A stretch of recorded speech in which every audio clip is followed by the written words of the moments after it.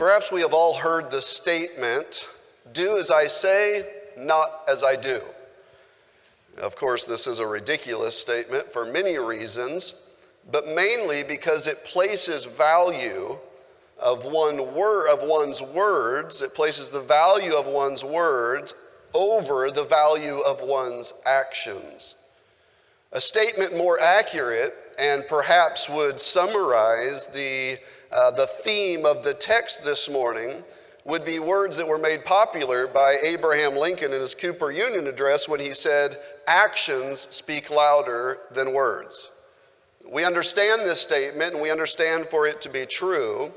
And though most would agree that the statement, "Do as I say and not as I do," is complete nonsense, and most would agree that there is truth in the statement, "Actions speak louder than words," there is still this overwhelming movement in, if I could say, quote, Christianity, to minimize the value of one's outward actions, and they excuse it under the phrase, "Well, God sees my heart." And they use this statement and they use this phrase to really excuse any type of outward expression of Christianity. Well, though he does say God does see our heart, we know that is true, but we also know that we are to be the salt of the earth. And we also know that we are to be the light of the world. And Paul told Timothy, he says, "Be thou an example of the believer." Be an outward example of the Christian life, of what a believer ought to be. And Paul mentions his own desire as he was traveling. He writes back to Thessalonica and he writes to them and he tells them how he strove to be an outward example to them. And you don't need to turn there, but 2 Thessalonians chapter 3, verse 7 through 10, just listen. He says, "For yourselves know how ye ought to follow us, for we behaved not ourselves disorderly among you, neither did we eat any man's bread for naught." This is the principle he's saying. We didn't come in and eat your food for nothing. He says, "But wrought with labor and travail night and day, that we might not be chargeable to any of you." And here's what he says, "Not because we have not power." I could have asked for food and you would have given it. "But to make ourselves an ensample unto you to follow us. For even when we were with you, this we commanded you." So we gave you words and we needed to back it up. He says, "This we commanded you, that if any would not work, neither should he eat." So he says, we came and was an example to you that though we had the ability to ask for food and you would have given it to us, we knew that what we were teaching you was if a man would not work, neither should he eat. Therefore, we came and we set an example of that and we worked. And then as we labored, then we took part of the food because we didn't want to come in and just say the words. We wanted our actions. In other words, Paul himself is recognizing the truth in the statement, actions speak louder than words. And so he gives them this truth. Paul told the people of Thessalonica that he set an outward example of the behaviors of the Christian. If you want something, go and work for it. I'm going to pause here because I'm so glad you're here today. I met him in the parking lot this last week, and he told me he'd be here, and he is. So don't be embarrassed, but thank you for being here today. So Paul, as he's speaking to the church at Thessalonica, he is explaining to them that they practiced what they preached, if you want to use that terminology. They set an example outwardly that they could follow instead of just coming in and saying the words and giving the underlying words, work if you want to eat, work. He says, we set an example for you that you should follow. I would say, how hypocritical would it have been to preach work ethic and then to practice laziness? How effective would his words have been? How effective would the ministry of Paul been if he preached one thing but practiced something else? Well, you don't have to look at Paul, thank the Lord, but you can look a lot of other places to see how that works out. And it doesn't work well at all. In essence, Paul was saying, we demonstrated Christianity to you by setting an example because we know actions speak louder than words. You can go online, and for some of you I would not recommend this, But you can go online and take an IQ test. The average IQ score is between 85 and 115. I started the test, but like a bad board game, realized I was going to lose, so I quit. You can come and tell me that you took the test and that you have an IQ of 130, but let's face it, the real you will eventually be revealed. You can take a personality test online. Isn't that amazing? Through a computer that can't even see your personality, yet you can take the test. Of course, it's based completely on your words and not your personality, but you can take the test. If you come back and tell me that my personality test says I am an optimistic extrovert, I mean, that's just me. Well, if you're not, it will reveal itself. In other words, it really doesn't matter what you claim, the truth will be revealed in who you are. It will tell on you, if you would. I even found a spiritual gift test. Yes, I did. Also choosing not to take. I just remember how tests went in high school, and none of these were appealing to me. You can take a spiritual gift test, but regardless of what you claim, the real you will be noticed by others. Perhaps the greatest test of your spirituality is to ask the people around you.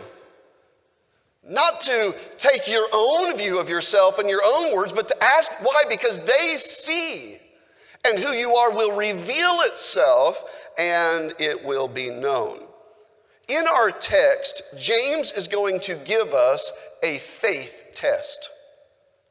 And he starts, if I could give a title to the message, it is Works Speak Louder Than Words, a faith test.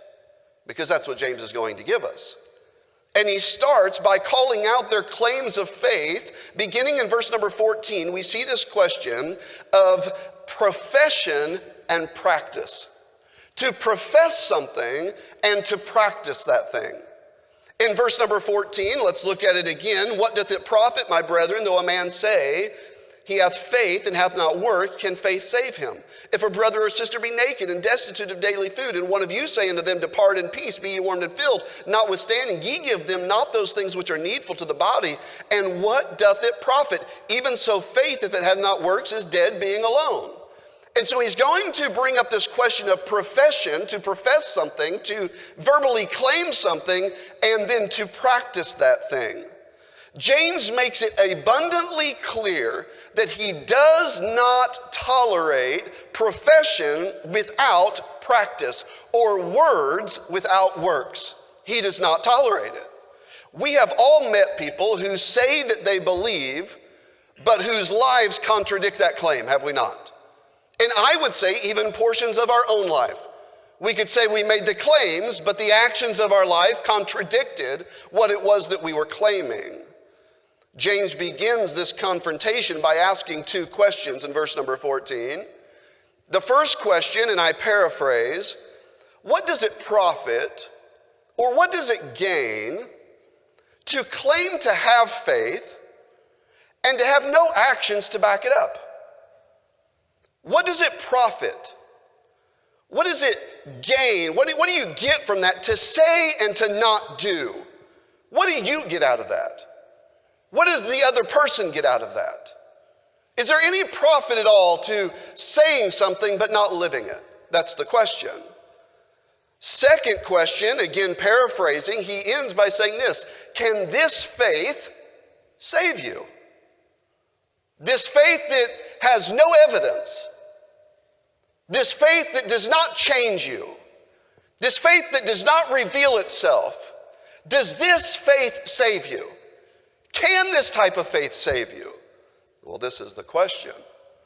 Well, I think we can see now why many people would choose to skirt around these verses, because we know Ephesians chapter 2 and verse number 8. For by grace are you saved through faith. We know we are saved through faith. We know that faith is a vital part. And I think this is important because in this portion of Scripture, we're going to see faith described as two ways. There is a dead faith and there is a justifying faith. And he mentions these. There's even another part of Scripture. He says that, when we see the part here where he says the devils believe, well, I think we would all agree the devils aren't saved. He says the devils believe. There's another portion where he says they believed to the changing of the souls. It is a deep faith that impacts who we are, and it changes our outlook. It changes our behavior because we truly believe, we truly have that faith. There are two kinds of faith, two kinds of beliefs, let me put it that way, that we all have. The first type of faith is purely intellectual. I believe that E equals MC squared. I believe that. And, believe it or not, I could prove that if I needed to. However, this type of belief does not impact my day. It does not impact my decisions of life. I acknowledge it, I accept it, but it has no effect on my decision making. My knowledge of E equals MC squared does not impact the decisions of my day. In other words, this belief produces no particular behavior. I did not do anything different yesterday because I believe that E equals MC squared. Nothing. There is another belief. I believe that $15 plus $10 equals $25. I believe that. And therefore, yesterday we went garage sailing. Because I believe this, it impacts my day, and I refuse to pay more than $25 for an item that costs $10 and an item that costs $15. It impacts my decision making. It actually discourages and encourages certain behaviors. Why? Because this is a belief that impacts the behavior that I have. Let me make it a little more relatable for some of you. I believe expensive speeding tickets are given for driving too fast over the speed limit. I believe that. Some through experience, some through watching others. But this affects my day.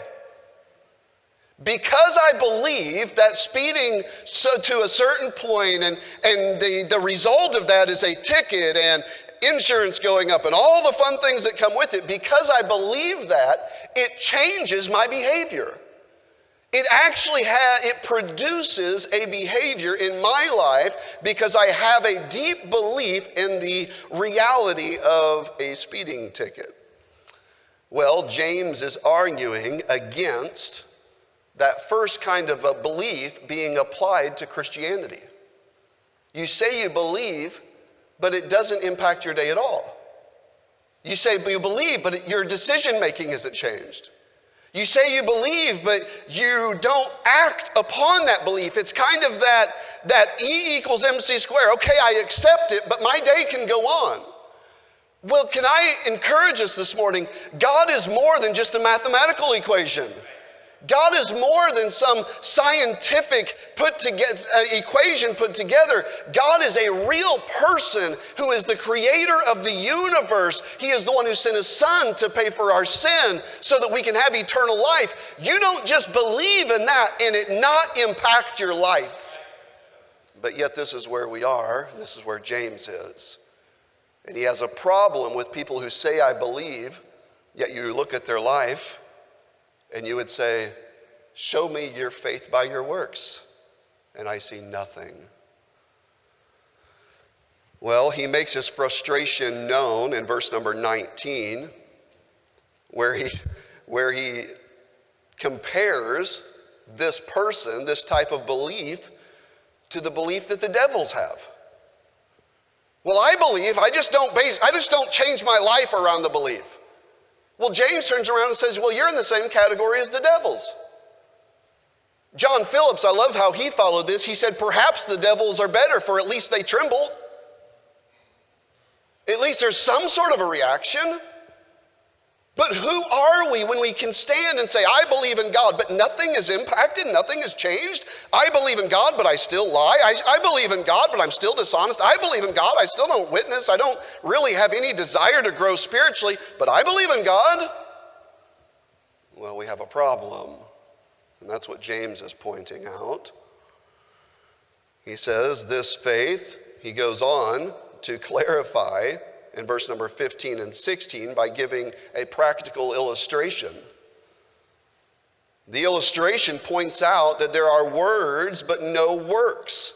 Verse 15, if a brother or sister be naked and destitute of daily food, they have no clothes and they have no food, and they are coming to a person who claims to have faith in God, a person who claims that they want to be Christ-like.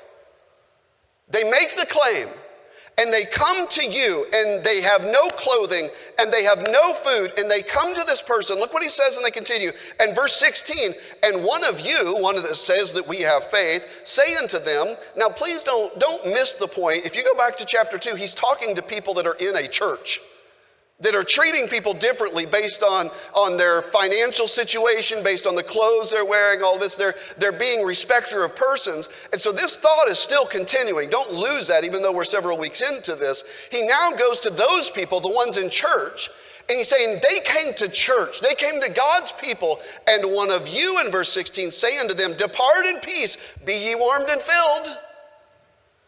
Well, that put a lot of food on the table. That really got me a nice warm jacket.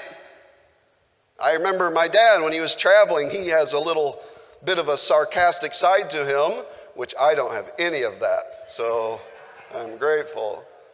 My dad has a sarcastic side, and he was early in ministry and was traveling. He went to a meeting, and it was horrible. They didn't feed him. He slept in a Sunday school room, no shower provided. It was just a bad week all the way around. Well, then the end of the week came, and they didn't have an offering for him, and he needed fuel. And so the guy said, well, we'll put a check in the mail. So they were out by the vehicle. Dad opened up his gas tank, unscrewed it, right in front of the preacher, goes, it's in the mail. He said, that ought to do it.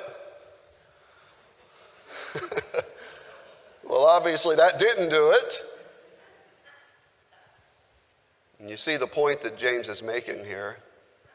You can stand in our church, we can stand in our churches all day long and say, we have faith, we have faith, we have faith. But do we? Be ye warmed and filled. Or let me put it in 2021. God bless you. God bless you, brother. Have a great day. Just keep your head up. God will send somebody into your life. Thank God it's not me. Well, obviously, James has an issue with this. As he looks at verse number 16, he finishes by the question, what doth it profit? What does this life gain? What is the benefit of having faith if you nor anyone else gets anything out of it?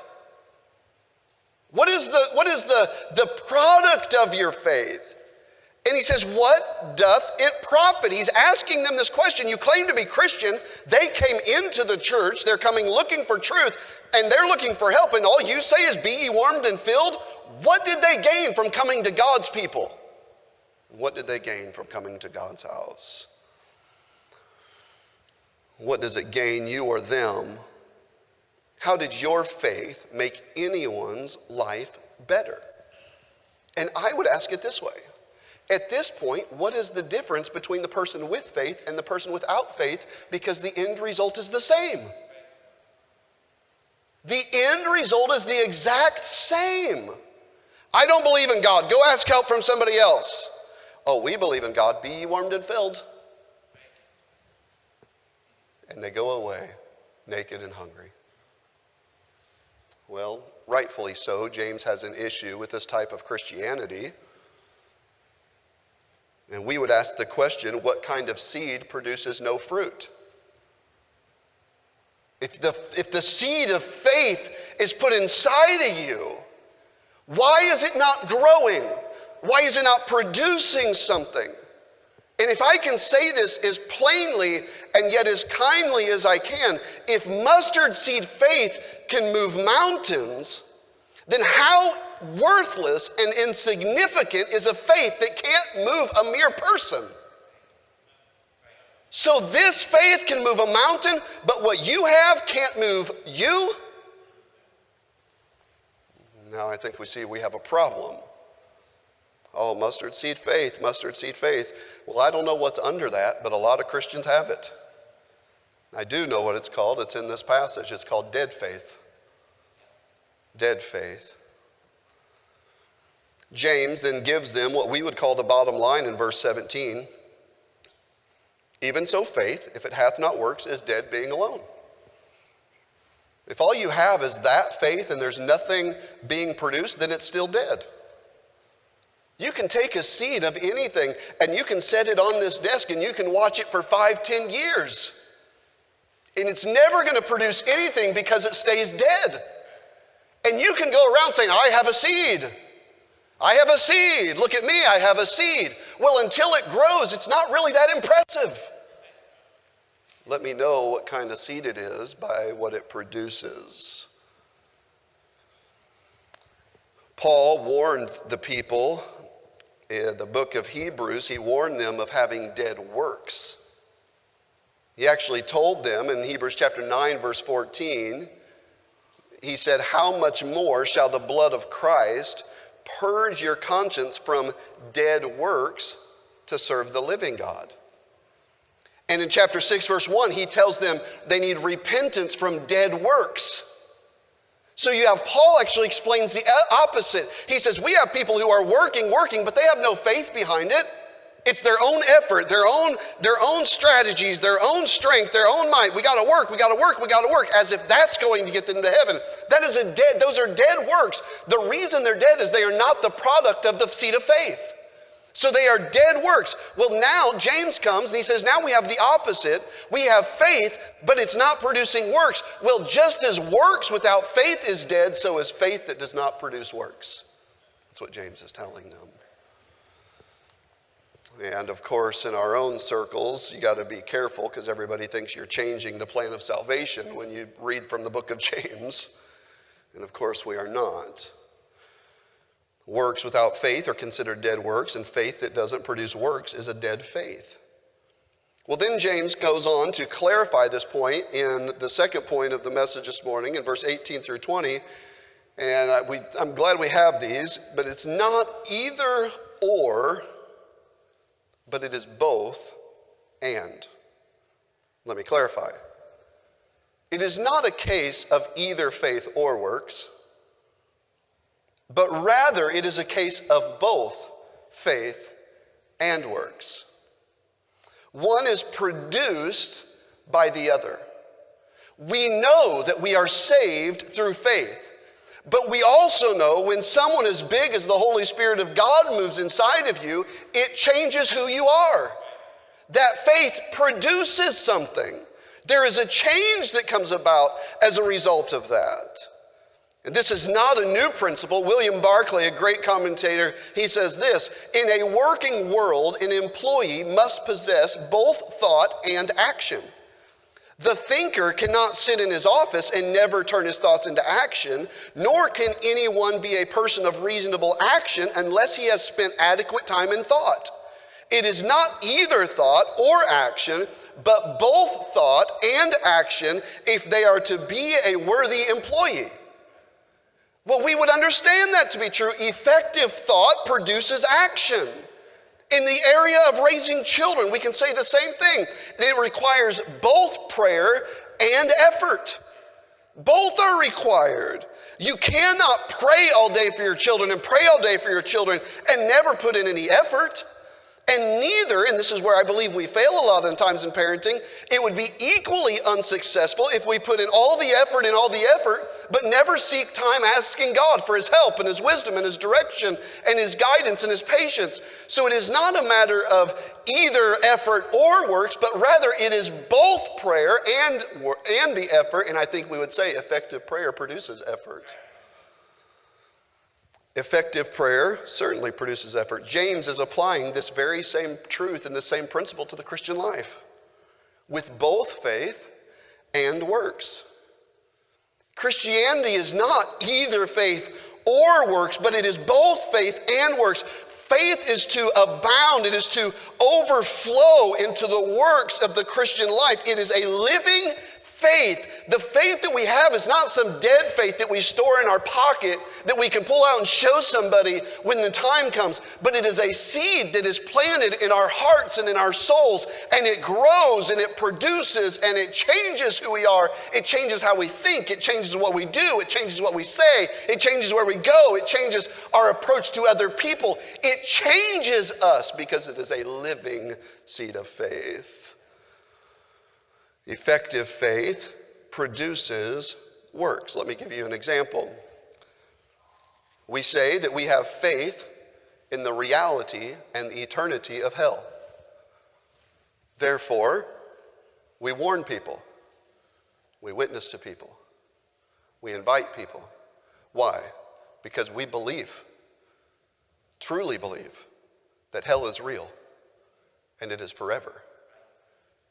Now, please don't think I'm unkind in this, but if you claim to say we believe hell is real, but you never warn anybody that they may end up there, someone would not be out of line to say you don't really believe that, because actions do speak louder than words. Well, I believe it, sure, like you believe E equals MC squared, but does it change you? And this is what James is pointing out to them, that if we're going to be people who say we have faith, and if we genuinely do have a living faith, then why isn't it changing you? Where is the fruit of that faith? How is it changing your life and changing your behavior? Well, because it's easier just to say than to believe enough for it to impact our life.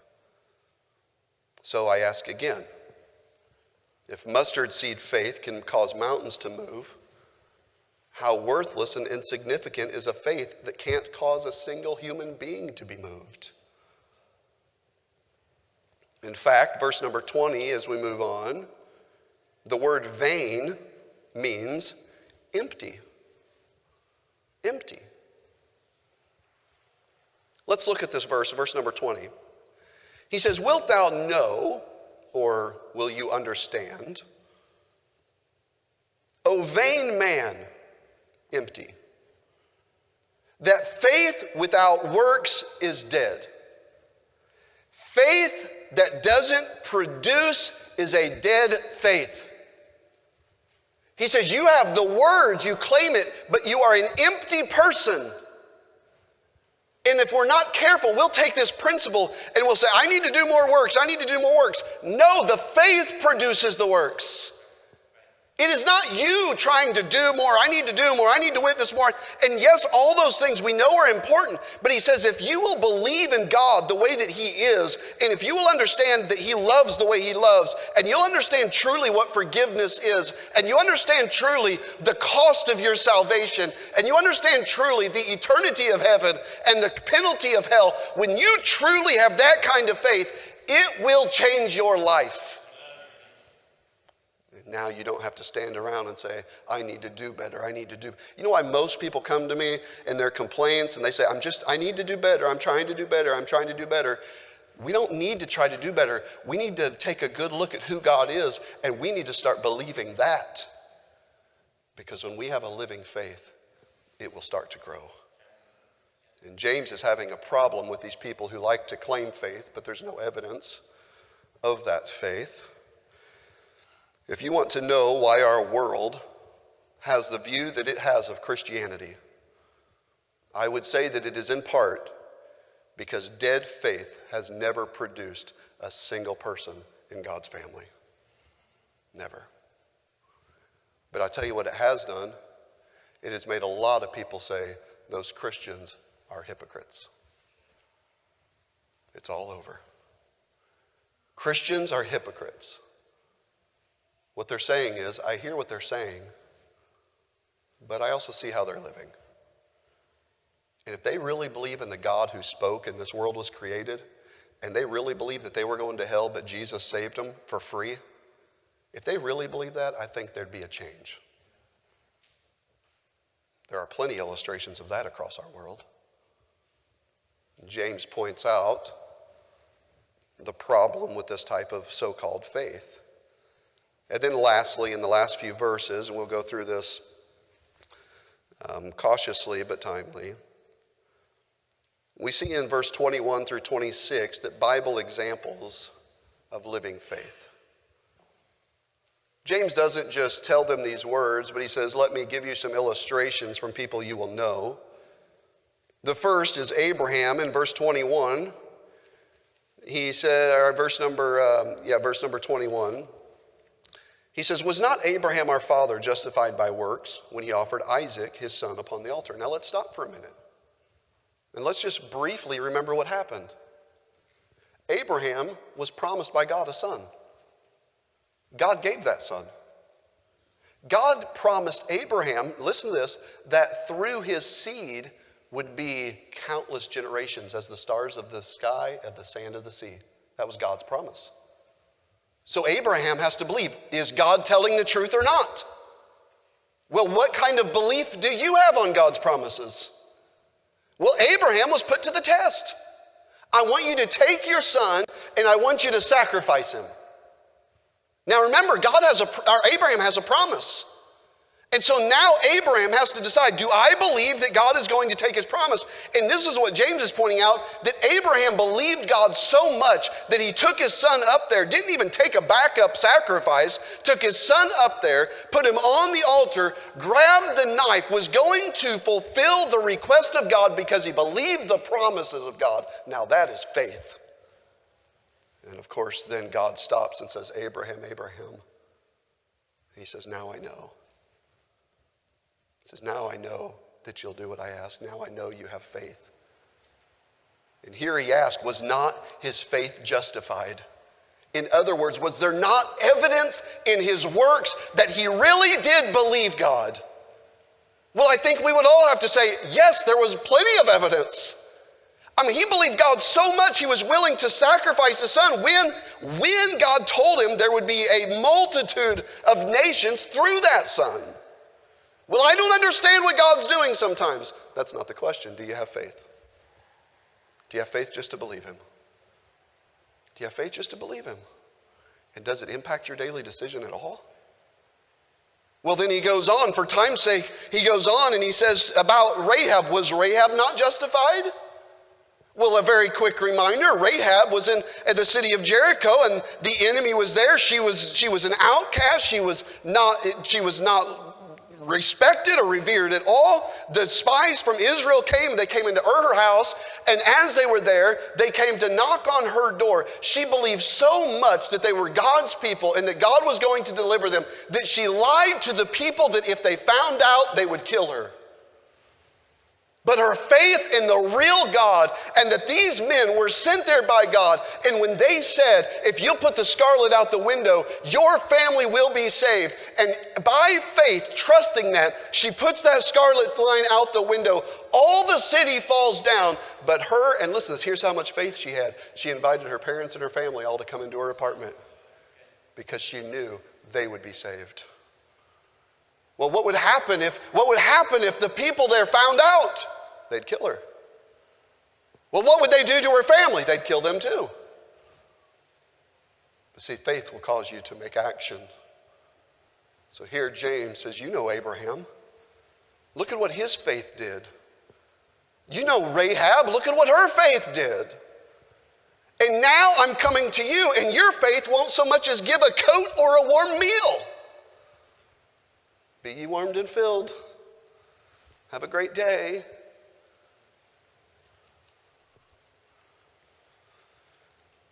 Well, James obviously has a problem with this. 3 times in this text, we see faith described as dead. But also 3 times in this text, we see faith described as justified. I think it comes down to one question on our faith test. What do your actions say about your faith? What does your life say about your faith? I don't want any words. Don't give me words. Let me see your life. Well, preacher, God sees the heart. Oh, I know. But faith without works is dead. Or, I don't know of a kind way to say what James says, "O vain man." That type of belief system is empty. If the faith that you have does not change who you are, then it is smaller than mustard seed. It's a dead faith. We have a terrible crisis in our churches across the country because we have this type of faith. Oh, I believe. Oh, I believe. Well, do you do much as a Christian? No, but I believe. Are you Christ-like in any area? Well, I'm nice to people. Wonderful. I'm so glad. But what kind of faith do we have? Does your life declare that your faith is dead? Remember, this is a faith test. And perhaps you will respond the way I did as I study and read this, echoing Luke chapter 17 and verse number 5. It says, "And the apostles said unto the Lord, increase our faith." Not increase my works, but increase my faith, because I know if I can believe in you the way that you are, it will change me. And if I can know how much you love, it will change me. And if I understand the cost of my sin, it will change me. If I understand your patience and your long suffering and your kindness to me and your mercy to me, it will change me. God, increase my faith, because the faith I have isn't producing very much.